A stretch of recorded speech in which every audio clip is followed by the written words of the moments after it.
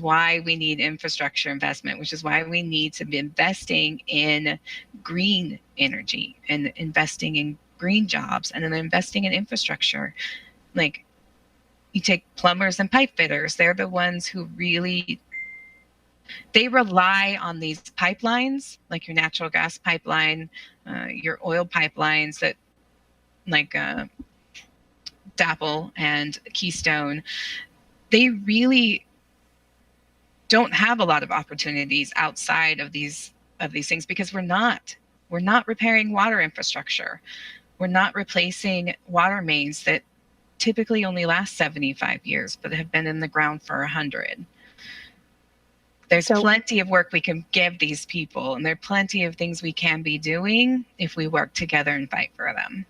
Excellent. So we need to invite the labor people to acknowledge the environmental impact of the industry they're attempting to support and redirect them to demanding infrastructure that's community supporting.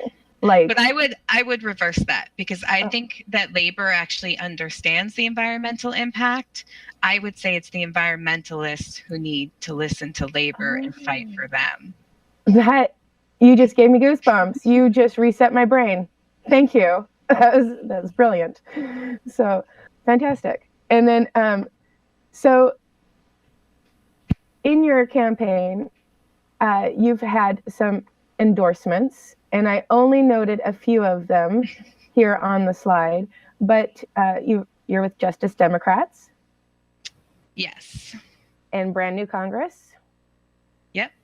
And you've had at least 2 Our Revolution endorsements. Yes. And I think we have 4. Oh, fantastic. And then you have at least 2 Washington Democratic Caucus endorsements. Yes.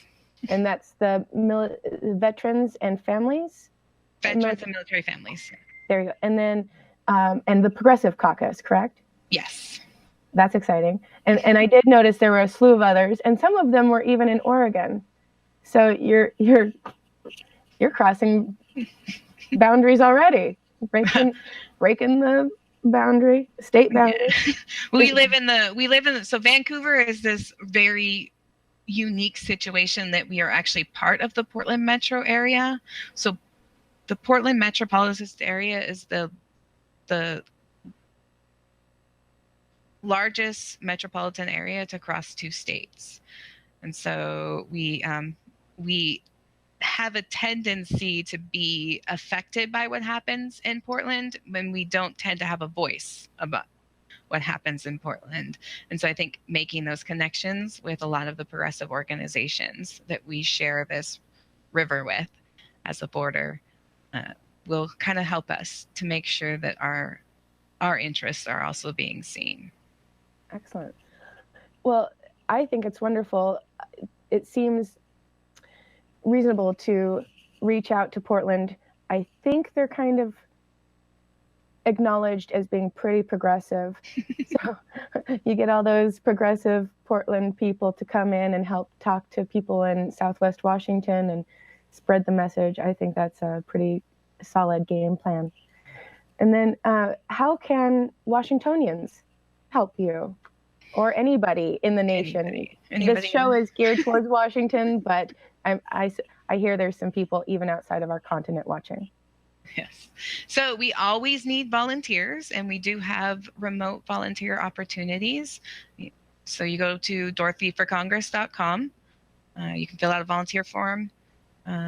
We also, more than anything, we need those small dollar donations, and we need people to become monthly sustaining donors. That really helps us ensure that we can cover operation costs.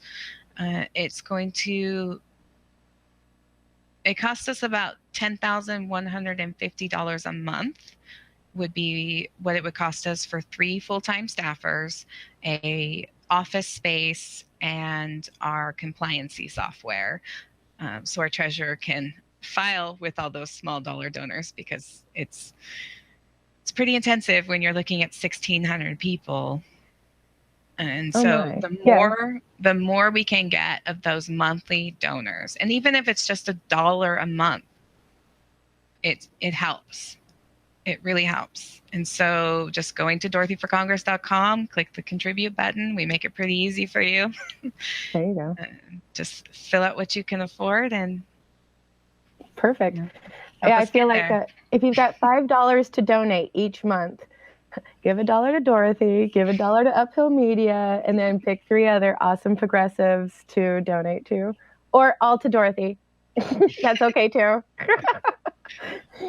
So, but I agree, those recurring donations are vitally important because it allows you to plan your expenses or how much you need to compensate or how much you have in excess. That is I like those recurring donations. Hint, hint. Yes, they are So very valuable. is there anything else? Oh, well, before I ask you to wrap up and share anything you'd like or anything we didn't cover, Brian, are there any questions? We do. We have one question that was geared towards the beginning from Miss K. Smith 1234. Thank you for the question. Do you know how much tax the top 1 to 10% pay in taxes? She's under the impression they had consecutive tax cuts over 40 years, but some Republicans claim they pay most taxes in the U.S. We're talking about federal taxes here or state taxes? Because it's different. I believe that it would be federal. All right. That she's asking. So federally, I think they pay about 73%, I think, around there right now. I don't know the number off the top of my head. It's in the 70s. But they're getting about 90% of the wealth in the nation. They also, here's the thing about why people who benefit the most should pay the most. They cannot gain that wealth. They are not able to have that economic growth and that wealth come in without our transportation systems, without our security, without our military securing them, without our police forces securing them, without our education system providing them with educated people to work for them. So it makes sense that they would pay more. Absolutely. Thank you. Anything else, Brian?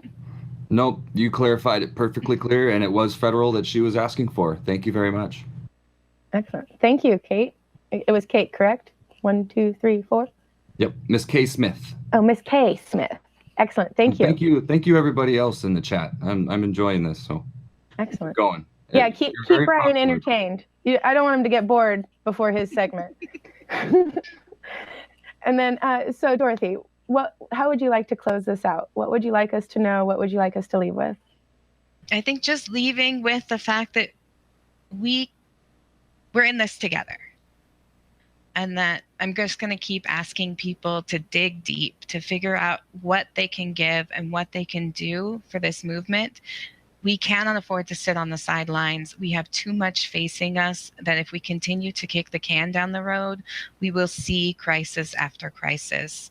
We have people living on the streets. In my district, there are more than 4,000 identified homeless children.